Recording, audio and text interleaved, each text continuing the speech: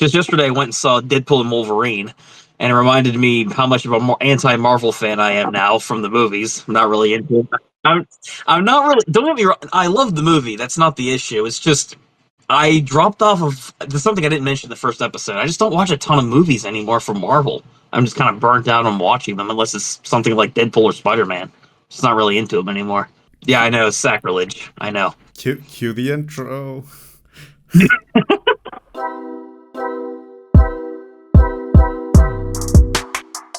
Hey, I'm Emilio. Hey, I'm Ryan. And welcome to the Terminally Online Pen Pals podcast. We're two friends that have only ever met through the internet. Join us as we talk about our lives in this epic show. And the show starts now.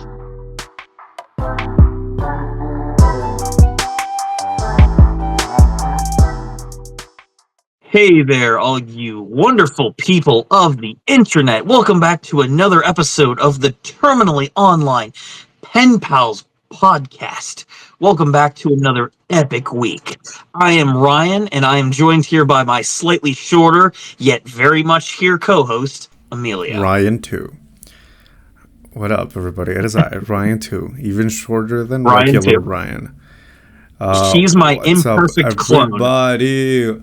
Welcome to another episode of the Trash Talk Podcast 2.0.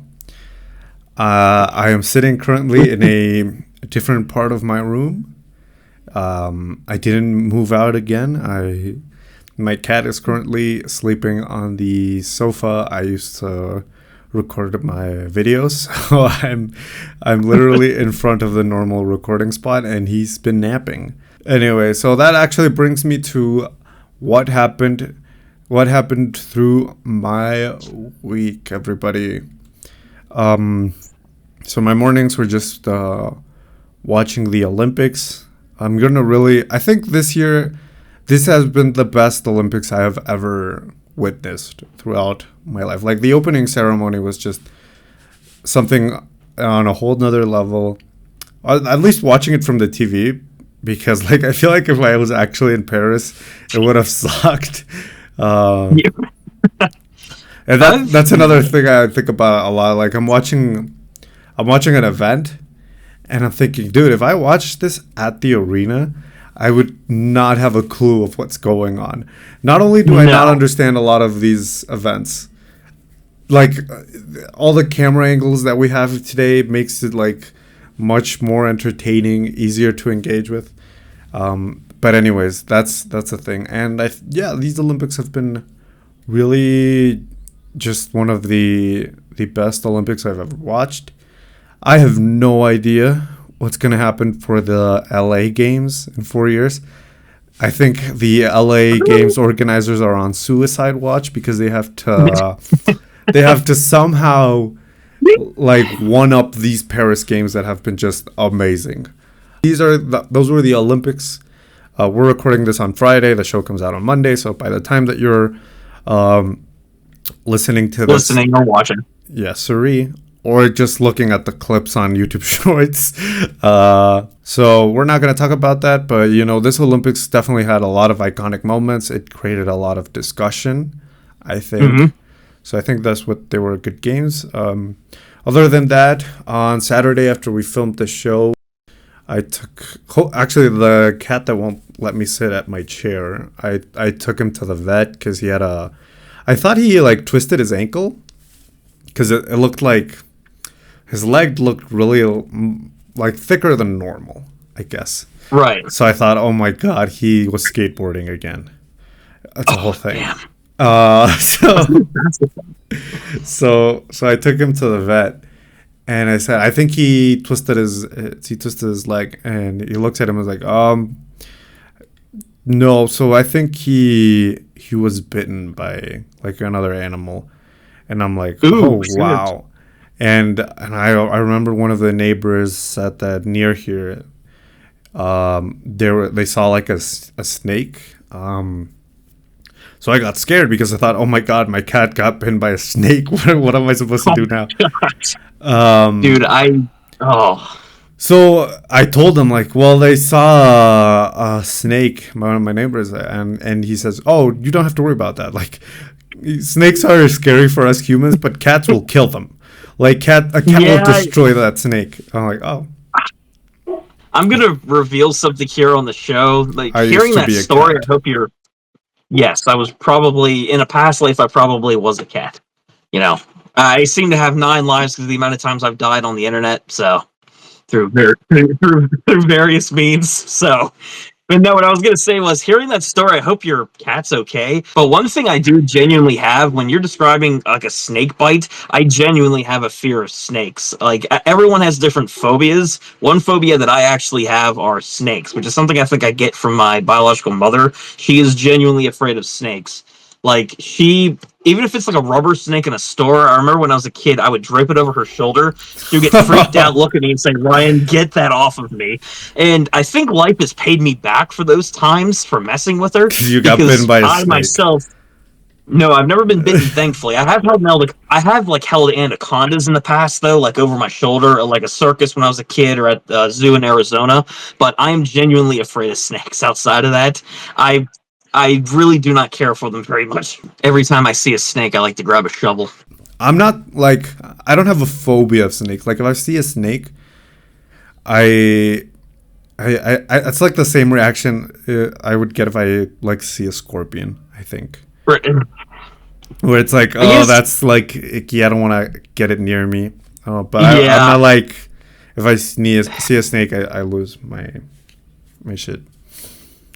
For me, it's kind of for me. I think it's like the exact opposite. I think I genuinely do have a phobia of it because I've seen online videos where people have been exposed to like if they have arachnophobia, they have like a tarantula put on them, or they see a spider, they immediately want to kill it, get away from it. They freak out and react very negatively. I'm that way with snakes. I can think of many times, even recently, for something I'll get into for my like week recap. But when we were going through and finishing up a deck in that patio I mentioned last episode, there was a snake by the wood pile down there when me and my dad were working on the patio. And my dad's like, "Oh, to let you know, there's a snake over here while we're working." I'm like, "Dad, I'm not going anywhere near that wood pile. Get him, knock that thing over and burn it, launch it into space. I'm not going anywhere near that thing." And that's just a personal thing for me. I think it's kind of interesting because I've talked to people who have had like phobias in the past, and it can be some of the weirdest stuff possible, but I think there's some genuine ones like snakes can be pretty dangerous, man, depending. I So guess yeah. that's You know, they're poisonous. yeah. They're just like weird. They are a little weird to be honest. The way that they move, their skeletal structure, the way they look like giant worms but with fangs. And Yeah, the difference is, yeah, you don't want to. You can step on a worm. You don't want to step on a snake. I think unless you're there's a a cat. genuine difference there. Apparently cats can Yeah, kill snakes quite easily. yeah, and apparently snakes put cats into comas. Yeah. Well, actually, no, because it wasn't the snake. So the vet looks at the bite and he tells me, no, I think this was another cat. Okay. So yeah, so he was fine. What else happened to me? I renewed my driver's license.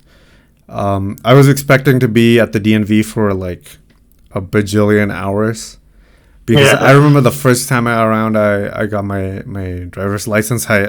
So they give you an appointment like a very specific Mm-hmm. time. Like they don't tell you like show up at 10. No, it's like 10 with 16 minutes and 35 seconds. And so you arrived at that time and you think, oh, well, that's the moment they're going to like, they're going to help me with my, doing this permit, right? Mm-hmm. And then it's like, oh, well, thank you for showing up. Wait now 3 hours. And it's like, I remember at that time I waited for 2 hours. Like, I was like, well, what's the point of the appointments then if you're just going to let me in whenever you have a chance? Yeah, I've always had an issue with the DMV for that. I remember even back when I was going to get my permit done, because I don't know if it works the same way for you in Mexico, but my permit test, they give you a booklet where you have to study for your test and then go online to a computer terminal and answer a bunch of questions before you actually schedule your driver's test. The problem is with those things, I think it took me 2 or 3 attempts to get my permit because there were a few questions that I had messed up on. Those appointments are scarily accurate on when you have to be there. Because there was a time where I was running about 5 minutes late for one of my appointments. I went up to the front desk and they told me, "Are you registered to take a permit test here online?" I'm like, "Yeah, I have my book and everything. You know, I called ahead a little bit ago." And they're like, yeah, your appointment might be canceled here." And I'm thinking, oh shit. Well, can you make an exception this time or something? So they are extremely precise with it, and that's part of the probably the running gag where no one likes going to the DMV. So, but you have to go because if you don't have your license, you kind of can't drive. Yeah, especially if you live in car-centric areas such as me and Ryan. But Yeah. for me, I mean, there's a difference between a permit and a driver's license. So here you can get a permit, I think, from 15 years to 18 years old. You have to have a permit. And from 18 onwards, that's a license. So you basically have to be an adult.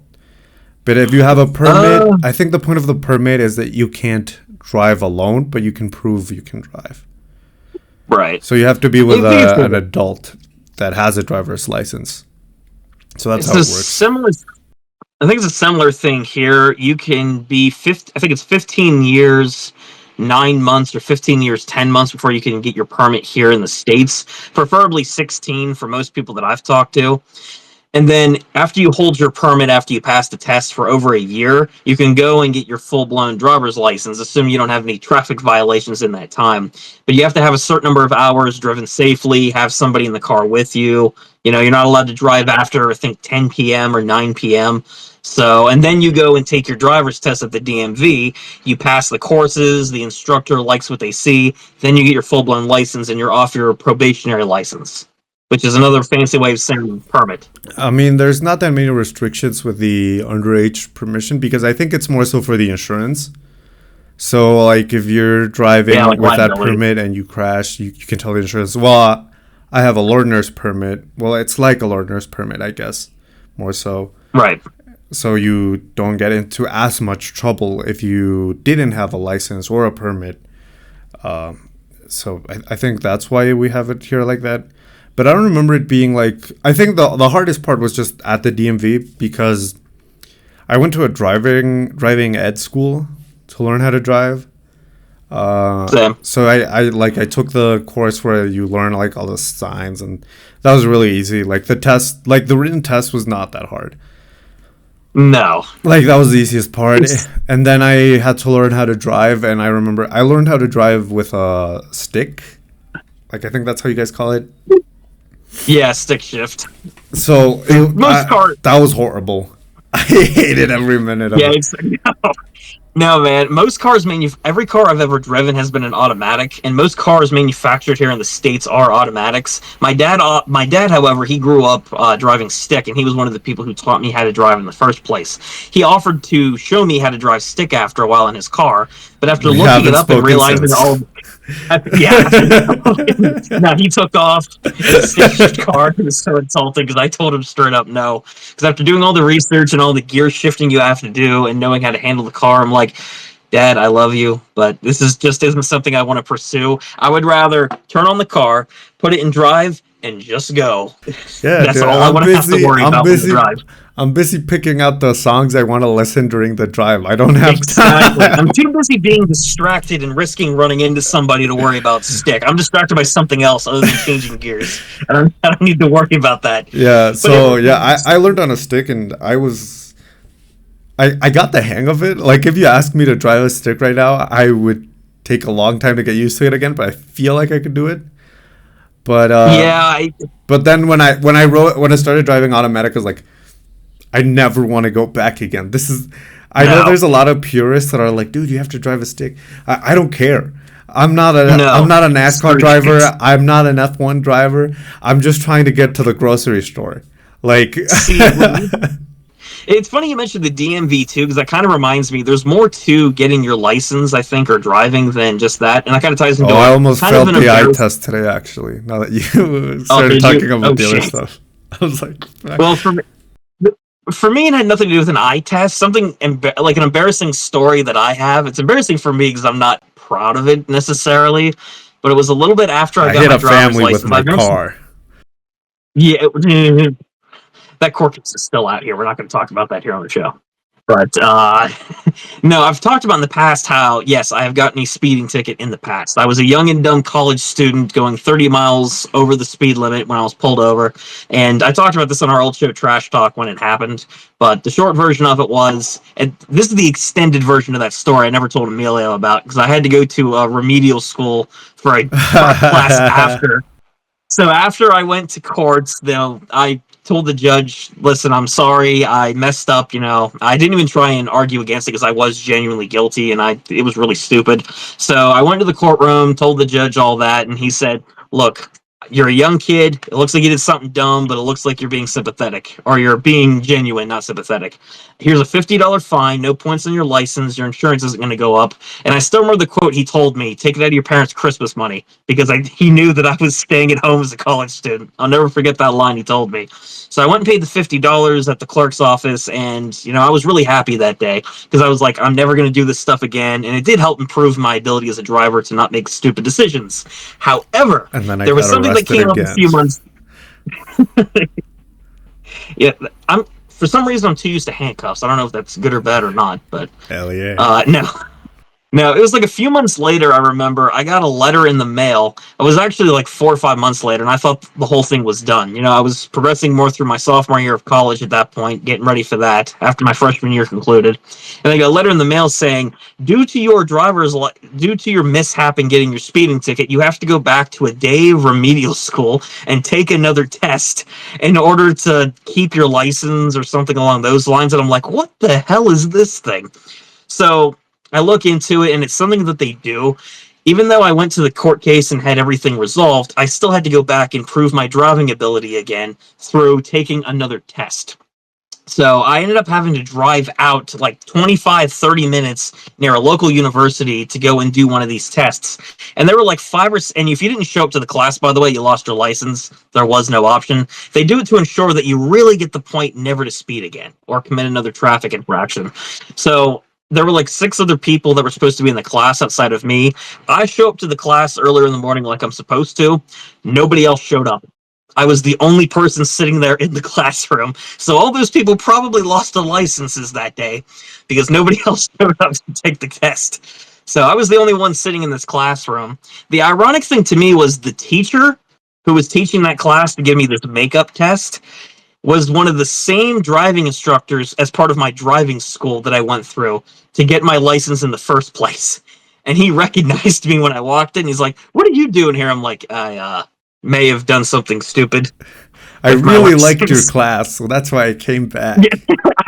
dude, I enjoyed your class so much and appreciated your driving ability that I went out and got a speeding ticket on purpose just to see you again. Which I didn't tell him that; he probably just would have kicked me out. But he ended up it was a kind of an awkward reunion of sorts too, because he's like, "Well, I mean, hope you pass the test here, hopefully you don't do that kind of thing again." He was really nice about it, but I'm sitting there embarrassed like, yeah, this is like the insult to the injury after everything I've already been through and resolving this freaking speeding ticket. So the class itself went well. It was basically just, well, since you're the only one here, we can just jump into the test if you want. We don't have to spend hours going over the book again. And I'm like, sounds good to me. And what did you have to So, do? oh, it was the license test. It was similar to the permit test that I had to take, like I described earlier on the computer terminals. It was a book that asked you a bunch of questions like, what mile per hour do you go if you're going in this school zone? Like, what do you do at a red light kind of Optional. thing? Like, yeah, do optional. But fortunately, there wasn't really many questions like that on the test. There was one where it asked you if you. It was like a hypothetical scenario, like if you see a family or a pedestrian crossing the street, what would be the safest option to do? So naturally, the option I naturally wrote down was vehicular manslaughter and just keep going, pretend like nothing happened. They're in my way. No, don't do that. The test itself was fine. It was pretty similar to the permit test I had to take in the first place, and I passed it. So he gave me my certification for it. Like, you passed the test. That's awesome. You get to keep your license. Just refrain from doing this stuff in the future. And I'm like, thank you very much, sir. I appreciate your time and patience with me. So to this day, I have never received another ticket ever since for speeding, where I would have to go and show my face in a courtroom again. Thankfully. because it was an embarrassing situation that came up. I'm not proud of it. Don't speed, guys. Obey the law. Don't put yourselves in that situation. But the important, if you do, learn from the experience so you don't have to go through that because Or it's don't not get fun. caught. Or just don't do it. Period. I'm not going to condone speeding or committing illegal acts, Um, but don't do it. that's Learn really from cool. my example. The DMV. The first time I went was a disaster. It took forever for me to just like. I didn't even have to take the test. I just literally was there to give them my documents, and for them to take the picture. That was it. And it took 2 hours for them to be, and there was nobody else in the waiting room. It was just me and like two other people. It was insane. And this time around, there was actually a lot more people. A lot of people that didn't have appointments. They just showed up and were like, "One license, please." And They're just giving these things away. well, they could take the test there. So, Okay. but since I had an appointment, I was given priority. Luckily, and since it was renewal, I just had to show up with my old license and take the eye test again, which I almost failed. But don't worry. And when it comes to traffic violations, I've never gotten a ticket. I have been pulled over 3 times, but it was because it was a security checkpoint. Like, okay, but that's not like a traffic violation. That's like a routine security point to make sure you're not like carrying anything illegal into an area or something. well, That's not okay, so a here there's violation like a necessarily. difference in Mexico. This is kind of thing we should point out. There's like a difference between the police and traffic officers. So Okay. cops can't pull you over, but a traffic officer can. Oh, okay. That's actually very different So like the first time I compared to got here. pulled over, it was actually I got pulled over by the army, but Amelia was trying to ditch the draft. no, I would 100%. No, but they were just there, like a block from my house. It was when I still had classes in the morning, and they apparently one of my it was discovered that one of my neighbors was like a serial killer or something, so they were looking for it for What? them. Yeah. What? So they were stopping everyone that was trying to enter and leave the neighborhood. Holy shit! Yeah. And yeah, they just checked my trunk and that's it. And then I left. Later in the day, I learned what happened. But I got late. Oh. I got late to my class, and I was like, "You guys would not believe what happened." And You wouldn't believe me if I told you. My neighbor's a serial killer, guys. the second time I got pulled over, it's very common here that on weekend nights there's a lot of these checkpoints to see if it's to prevent drunk driving. In like main roads, like they'll stop you and you have to take a what you call it, A sobriety test, a sobriety test. which I'm sure you've never passed. Well, you'd be surprised. I passed it twice, and that's what these two anecdotes are about. So the first time I had to take one, one of my friends got really fucked up at a party, and he lived pretty far away from where that party was at, and he wanted to take his own car, and we're like, "There's no way, like, No. it's you could either like kill someone, kill yourself, or get stopped by one of these cops, and we're gonna have to go get you in 3 days from prison." The responsible decisions. So we took him there, and when we left him at his house, when we were driving back to the party, we got into one of these checkpoints, and I didn't know that they changed the sobriety meter thing because of COVID. So it used to be like this straw attached to a machine, and you would blow into that straw, and they changed it so it doesn't have that straw anymore. You just blow into it. And so when the cop pulls me over, I mean the transit officer, I think it's the same test. So I go over to like I'm looking for for the straw, and I fucking bite the Ah. thing. And the officer's like, I see those little sparkle in the officer's eye. He's like, "We got one," and It's and like then Christmas Day. I do the test. I do the test correctly, and he's like, "Oh, No, shit. never mind. Never mind." Smashed it on the ground like, God they let damn another it. one get away. And Wow. and the next time I got stopped, I was I was on a date, and we were going to a club, and we stopped in one of those checkpoints when Hmm. we were on our way there. And I do the test. I hadn't drank anything, so I wasn't like scared. And the cop says, "So how much did you drink?" And I said, "Well, Not nothing, enough. nothing." And he says, "Yeah, you're right. You came back. There you have 0% alcohol." I was So you like, just wanted to see what would happen if you would have said yes and the test would have been negative. It's like, yeah, officer, I drank like 3 bottles before I came out here tonight. "That's So I guess that's the weird thing. saying They are negative. they're so fucking like they're fucking rats, dude. They were trying to trick me into saying, well, I just had one drink, Exactly. so they would have an opportunity to pull me over. Because this is a crazy anecdote that I don't think we'll have time to get into. But I have a friend that that got arrested for accidentally stealing a car. Crazy story, crazy Holy fucking shit. story.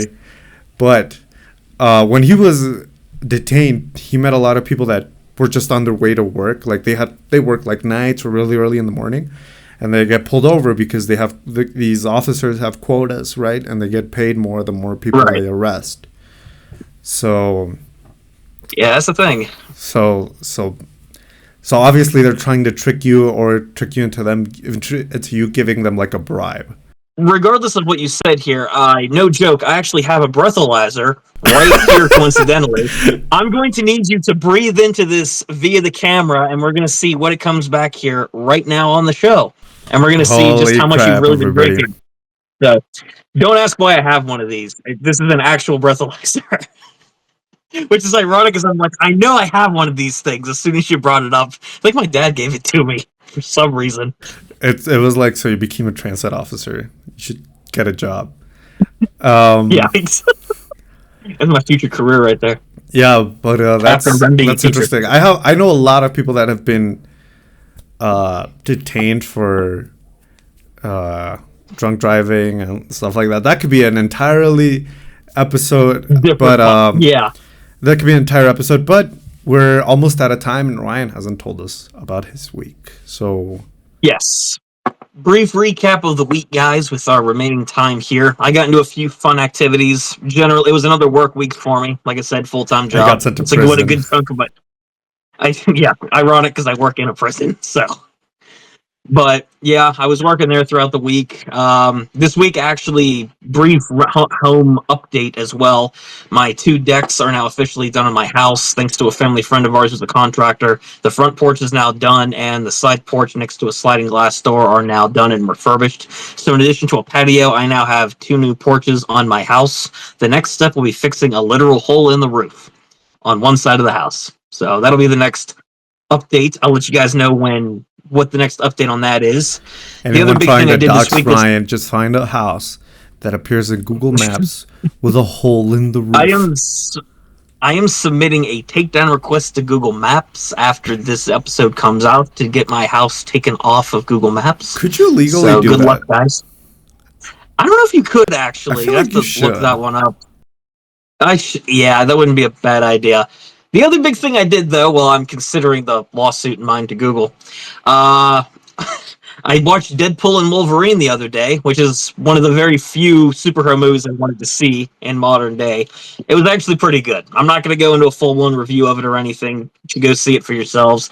But it was a really good movie. My personal favorite of the Deadpool trilogy thus far. But it does... I mean, for me, I mentioned this to Emilio briefly at the start of the episode, but brief side rant. I am very burnt out on Marvel, which is ironic because I do really enjoy. I love the Spider-Man movies, like the ones that have come out for the MCU, the Spider-Verse movies. I'm still a Marvel fan, but the latest movies for this phase, it's just been too samey. The quality hasn't been up there, and with the whole multiverse storyline compared to what came before Endgame and Spider-Man 3, it's just not that good anymore. And I've stopped watching a lot of Marvel movies because I remember on Trash Talk, a lot of our major topics were Marvel related. The new Marvel And movie we would always discuss. yeah, exactly. But now it's like, unless it's something really notable or a good movie, which really hasn't been coming out, I just really don't go and see them anymore. I'm burnt out. I know a lot of fans are, and really the only Marvel movies I want to watch nowadays are either centric to heroes I like Spider-Man, or something unique like Deadpool and Wolverine because it's fucking funny. And people have been wanting to see this collaboration between Ryan Reynolds and Hugh Jackman for literal years. So, but yeah, that's brief Marvel tangent aside. That's something else I did this week. Pretty damn good movie. All right. Definitely go and check it out. So, do you have a topic, or do you want to hear the time someone got accidentally arrested?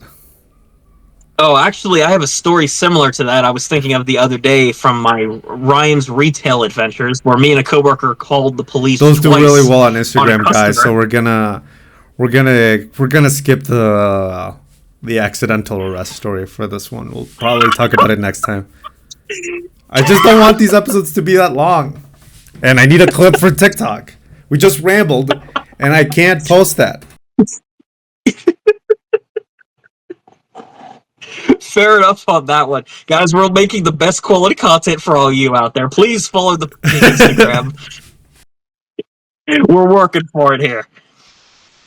All right. I guess with our time slot, I'll tell the brief story here about that incident. So, you guys know that I worked at Dollar General for over 5 years. I mentioned in the first ever episode of this podcast, which was I enjoyed the time I had there for the most part. Gave me a lot of retail experience, and a lot of the customers that came in were people centric to the area. A lot of people working retail probably know this. You get familiar with a lot of people, have friendly conversations with them. Generally, it really does help the workday go by better. However, there's still this handful of crazy customers who come into the store. And as a former retail employee who, again, worked a job for over 5 years, it is true. If people think that stuff's staged, it is not. They genuinely exist. One of the worst customers that I ever encountered in the store wasn't even a customer. Back when I was working at DG, I was about 2.5, 3 years into working there. That's how people that are. That's how you know that I worked there for a while. Yeah. We already have like a shortened acronym for it. That's for the inner circles of the people at Dollar General. The underground. To any Dollar General employees listening to this. The underground level of Dollar General. Back in 2021, it was about year 3 of me working at Dollar General. Or year 2, roughly, somewhere in there. Me and a coworker were locking up the store one night after having another longer day at the store. It was probably another 6-7 hour shift I was working. The store normally closed around 9 o'clock, and we would get out of there by like 9:15, 9:30. At the end of the night, a little before 9 o'clock, my old store was located in a plaza, located by a fairly small town, but it got a lot of high traffic areas from like 3 different states because of the location. So we were locking up the store one night, and we see this random guy walking around the plaza late at night. Now, DG policy had it to where we had to pull our cars in front of the store for security reasons. If someone tried to ambush us or mug us or rob the store late at night, we were at least both out there to where we could either call the police easier or we could leave quickly in our cars. But we had to pull both of our cars up a little before the store closed up. So one night, right before we went to go grab our cars, we saw a guy walking around in a long trench coat, a hat, and raggedy pants walking around the plaza. It was Inspector Gadget. Holy crap. He was walking around the plaza, and he disappeared around the side of a subway that was located on the other side of the plaza. And us being retail employees at the time, we're thinking, is this guy, because no one else had really done that in my few years of working there. So this guy looked extremely suspicious, and we didn't see him again. So my coworker got freaked out, and she called the police. Now, this was the first time that we had called. They took it seriously. They went and checked the plaza a little after we left. Nothing really came out of it. They didn't know where the guy vanished to. He didn't walk back out in the street, and no one knew where he went. At the time, they were Gadget, dumbass. Yeah, go Gadget, just gone. He just disappeared into the atmosphere. But we didn't really think much of it after that, but it's definitely a dangerous thing, especially when you're working late at a retail store in public. So a week goes by, and the same guy comes back around and working with the same coworker. He's walking around the plaza acting suspicious, like he's walking around, scouting around, trying to see if there's anybody in the store. And then he starts walking back and disappears around the same corner around Subway. This time around, my coworker and I both called the police again because we're like, this is not a coincidence. This has never come up in this area before. And we were wondering what the hell is going on? Where does he keep vanishing to? Because everyone who's looked, they don't know where he's going. So about an hour goes by and a state trooper pulls up to the store and he's like, are you the two employees that are working here tonight? And we're like, yeah, what's going on? He's like, I just wanted to come by and give you guys a courtesy checkup on that guy you've been calling about to let you know what's going on. This guy has a minor warrant out of another county that people have been searching for him for. I don't know what he was wanted on exactly, but he was a wanted fugitive, as it turns out. It was actually my neighbor that was a serial killer. It might have been Emilio's neighbor, you never know. But they were searching around the area, and he's like, we found out where he kept disappearing to. At the time, they were working on a highway. Highway construction was going on across the street from where I was working out in the plaza. So they did some digging around the construction site because they're like, there's no way that this guy just keeps vanishing into thin air. They search a culvert pipe under the ground, and they found out that's where he's been staying at. They found a blanket, a magazine, and some food down there where he's been sleeping every night in this abandoned construction site. So they found where the guy was, and they straight up told us, we found out where the guy is. He shouldn't be bothering you anymore. We're going to find him, and because he's out on a minor warrant from a different county, we can't arrest him, but we are going to pick him up and take him to a homeless shelter so he can at least get out of the area. So the trooper leaves, and we're like, hopefully this is the last we ever see of him. I come into work the next day, and there's a roadway that goes up to the plaza by my work where there's a stone bridge. Right before that bridge, there was the guy standing there on a bicycle just looking at me while I was going by on the road. Where did he get the bicycle from? I don't know. That was the last time I ever saw him, and he never came back again. I don't know if the police ended up picking him up or not, but it was definitely a weird interaction that I had with him every single time, and that was probably one of the most, I would say, quote unquote, dangerous encounters I've had with a customer in retail, because the guy was wanted. He was a wanted criminal of sorts. And the fact he was just lurking around the plaza late at night when we were the last two people there. Yeah, it is weird, honestly. That's just one of the many experiences I've had working retail. So I will say this to any employees who are working in those situations: be vigilant, look out for each other. And if you see any suspicious homeless guys, it might be Inspector Gadget or Emilio's neighbor. So keep an eye out on that. Man, we should have gone with my story. Anyways, guys, if you want to know how my friend was arrested by accidentally stealing a car, subscribe to the YouTube channel. Donate to us on Ko-fi. That could work out too, because we have to make bail for my friend. He's still in jail. No, I'm just kidding. Subscribe. Follow us on Spotify, Apple Podcast. If you want to find out when these episodes come out, activate post notifications, and also activate them on our social media such as Instagram and TikTok at topp.pod. Any last words, Ryan? Yep. Because this comes out on Monday, and you could die during these next 2 days. That's true. I very well could, honestly. So I think I'll give a nice message to all you guys before next week. Thank you for checking out the podcast here once again and listening to both of us ramble about all sorts of awesome things as per usual. Make sure to follow us on all of our social media accounts. Donate money to the Ko-fi. We didn't mention that last time either. The budget of the show is extremely low. That's because we're incredibly humble. That's true. We don't need your money, but we appreciate it. No, I was going to say we don't need your money, but we want it. So donate on Ko-fi. Yeah, that one works too. But thank you guys for checking out this episode of the pod. We'll have some more awesome topics for you guys next week. I should know I have a whole list of these things. And we can find out more about Emilio's friend's car incident in the next episode as well. But follow us on all our socials, and thanks for checking it out, guys, for another awesome week of TOP Pod.